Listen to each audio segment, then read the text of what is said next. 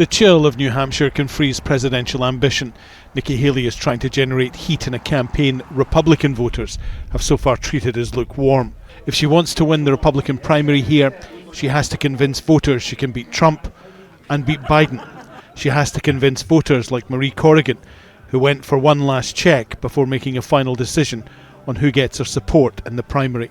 I'm voting for Nikki Haley because she really checks a lot of my, I want fiscal responsibility, but I do want somebody who is compassionate, and we have several, candidates that are running who I don't think have dipped their toe in the milk of kindness for a very long time and are very abrasive, and they're flamethrowers. Prosecutors are out of control.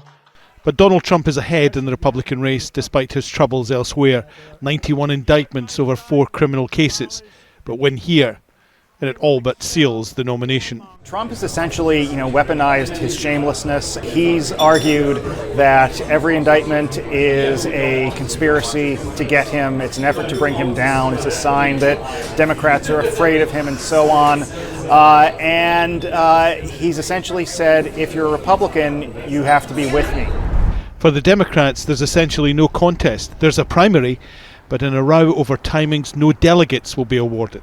The National Party counts South Carolina as the first proper primary. I am so opposed to the current administration's stand on the ceasefire. But one of Biden's policies is on the ballot, his backing of Israel's war in Gaza.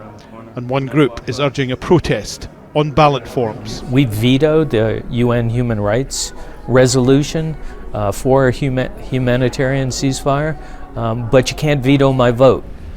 Nikki Haley set high expectations in New Hampshire, but every poll puts Donald Trump significantly ahead.